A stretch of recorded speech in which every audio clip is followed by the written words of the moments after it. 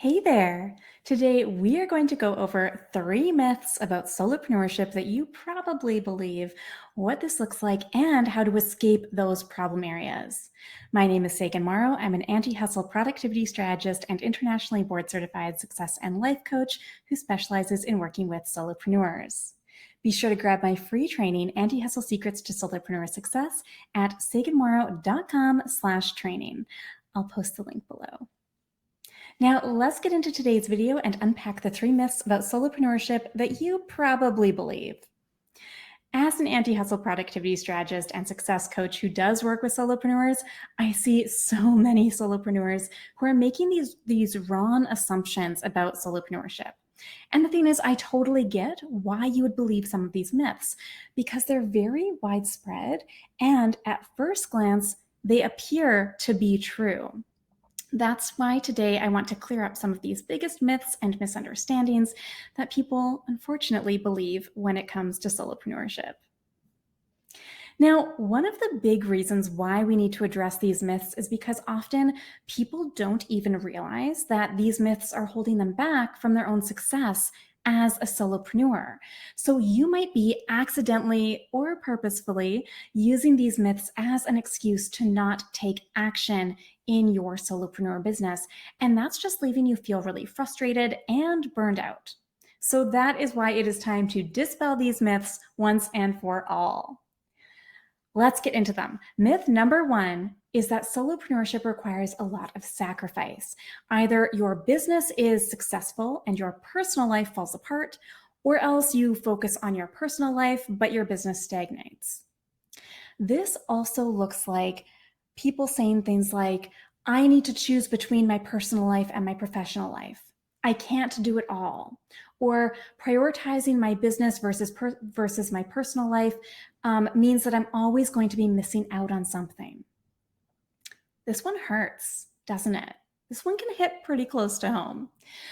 Often it can really feel like you are torn between two worlds as a solopreneur. When you are your business, your personal life and your professional life really blend together and can be difficult to pull apart.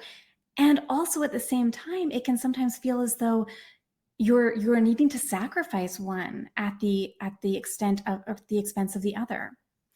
It might feel like your business or your personal life needs to suffer, needs to be sacrificed in order to prioritize the other one. It might really feel impossible to balance your work and your life. But here is the beautiful thing about solopreneurship. As a solopreneur, again, you essentially are your business and vice versa. What this means is that you actually do not need to choose between one or the other. It gets to be both, and it doesn't need to be either or. So the trick here is to design your solopreneur business so that it fully supports your personal life values and goals and your ideal lifestyle. You get to have complete control over what your solopreneur business looks like. You are the one calling the shots. You are the boss, right? So you do not need to make a bunch of sacrifices. What you need is to be highly strategic about how you approach your business so that you can get what you truly desire from both your work and your personal life, and so that they really complement each other fully rather than being at odds with each other. And this is the problem that a lot of people make, is that they build their business as though it's something separate from their personal life, whereas you really want them to blend together in a way that is very supportive, so they're not butting heads. Now, this is, of course, easier said than done. And that is where the vast majority of solopreneurs really stumble. And that is why this myth is so widespread. This is also why I am very passionate about working with solopreneurs in a one-to-one capacity, so that we can dive deep into exactly what you want from both your personal life and your professional life. We can create high-level strategies in which your business and your personal life fully support one another and are integrated in a way that feels really great for you, your unique needs and situation. We customize your systems, processes, action steps, all of these things to your personality and your beautifully unique brain so that you genuinely enjoy every aspect of your business. We do the deep inner mindset work to keep you on track and to overcome any internal struggles or frustrations or obstacles that you are experiencing that might be holding you back. We also set up everything for you to really achieve the success that you desire, to be able to stay motivated and inspired and hold yourself accountable and explore the full potential within you and your business and really live the life that you've been dreaming about. So if that sounds like something that you want support with, we can work together one-to-one in the Solopreneur CEO coaching program. You can learn more about that at saganmorrow.com/CEO. So that was that first myth. Let's get into myth number 2. Myth number 2 is that you are not a serious business owner if your goal is to be a solopreneur. This also looks like people saying, I need to hire employees or contractors if I want my business to grow. Or if I'm a solopreneur, then I'm not a real business owner. Ooh, this one I feel extremely strongly about. I feel passionate about all of these, but solopreneurship is just as valid as any other business owner. You do not need employees or contractors in order to be professional and in order to be serious about your business. In fact, solopreneurship actually requires a whole different skill set compared to other business owners because, again, you essentially are your business and vice versa. Work-life balance can be much more challenging for you, and you juggle so many different hats as a solopreneur. Solopreneurship is a really cool, very unique business model that I love and my clients love. This doesn't mean that solopreneurship is more difficult than any other type of business. And it also does not mean that solopreneurship needs to feel like hard work. It simply means that you need to approach things differently than if you had an alternative type of business model. So, for example, in my own business, I am a solopreneur as well, right? I coach other solopreneurs, but I myself am a solopreneur. I've had my business for over 12 years, and I have had a solopreneur business throughout that entire time, right? I had 1 year when I was in a business partnership in the middle, and the rest I've always been a solopreneur. I don't have any employees. I don't even have any contractors. I have an accountant. And at present, that is the only person who I outsource to in my business. Just at tax season, right? And yet I am very serious about my business while also having fun with it at the same time. My business is a huge part of my identity. I love my business. I take it very seriously. I care very deeply about my business. And I'm able to truly enjoy my business and my personal life and have a lot of success in both of those areas as a solopreneur. Quite a few of my one-to-one clients, when they come to me, tell me that they really hope I'm not going to make them hire employees, or I'm not going to tell them that they need to hire contractors, because that is not what they want for their life or their business. They started a solopreneur business because they like managing themselves, right? They don't want a whole team to manage. They don't want to have to deal with all those types of things. They just want to be their own boss and their own business as a solopreneur. And they are so relieved when I assure them that I am not going to make them hire a team or hire contractors or anything like that. It's so cool to see the amount of really amazing progress that they are able to make on their businesses with really healthy work-life balance, again, as a solopreneur. You can be a serious business owner and you can grow your business as much as you like as a solopreneur. You do not need employees or contractors in order to do that. So that is myth number 2, debunked. Now let's get into myth number 3. Myth number 3 is that once you achieve a particular threshold, such as 6 figures or multiple 6 figures, then you no longer need to worry about work-life balance because it just happens automatically. This also looks like people saying things like, everything will be easy breezy when I achieve XYZ financial milestone.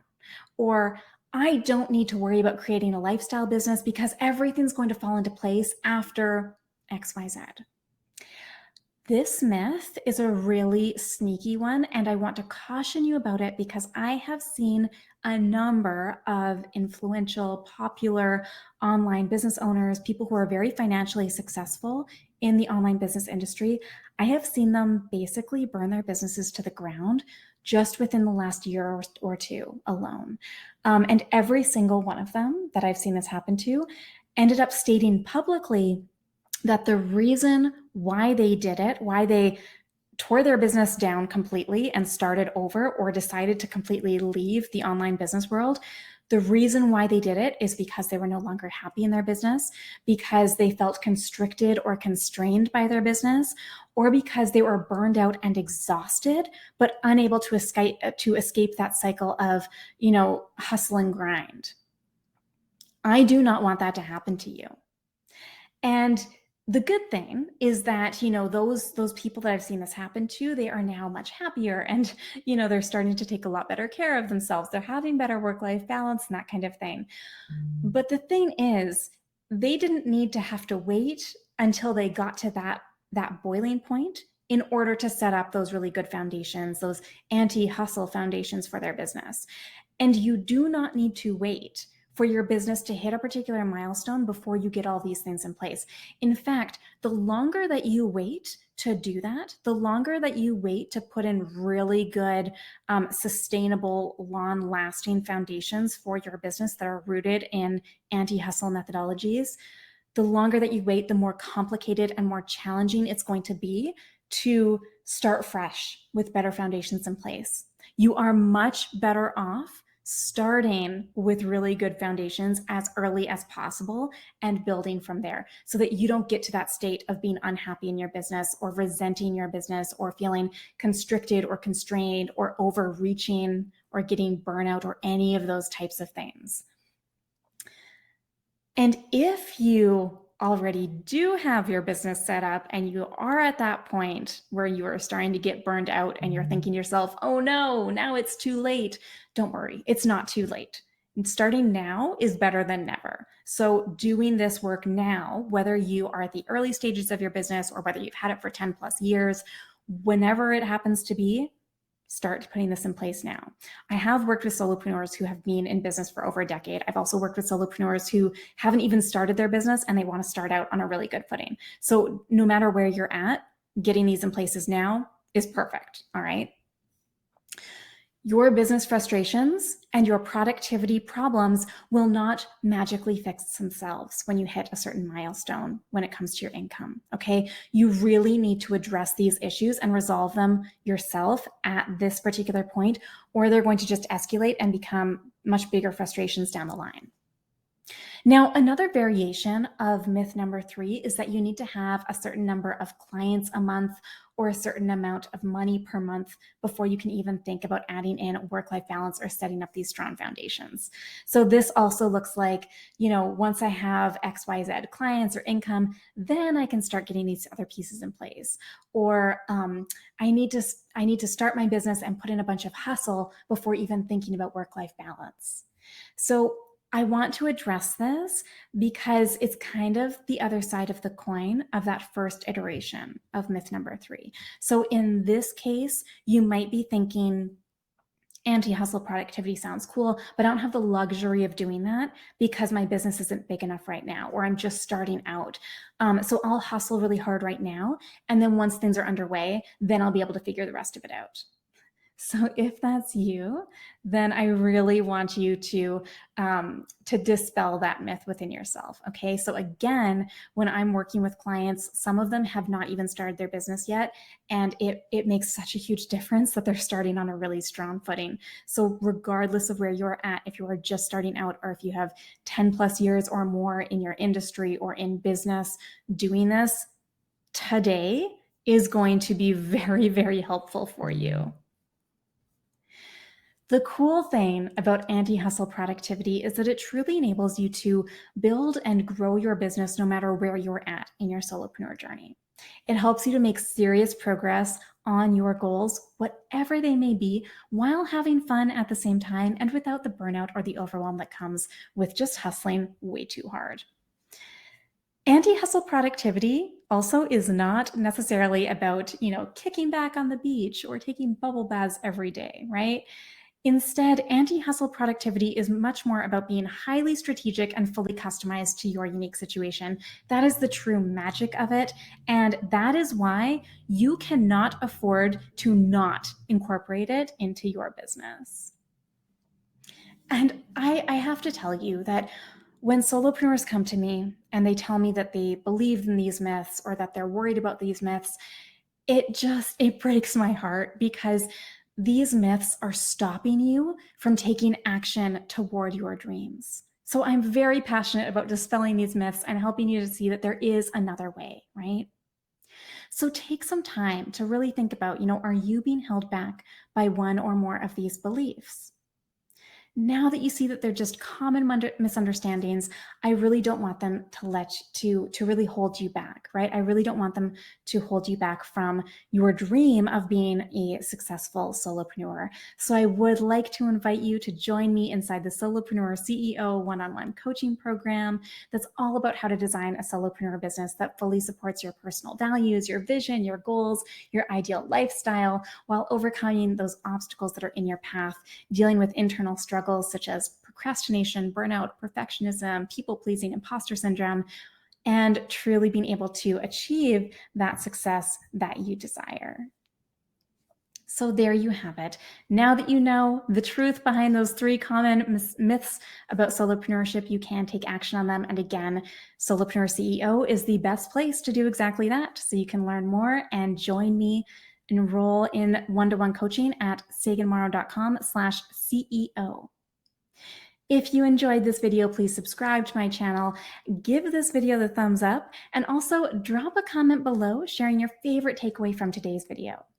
And don't forget to attend my free on-demand training, Anti-Hustle Secrets to Solopreneur Success, at saganmorrow.com/training. It teaches you how to fix your solopreneur problem areas so that you can skyrocket your success. Enjoy.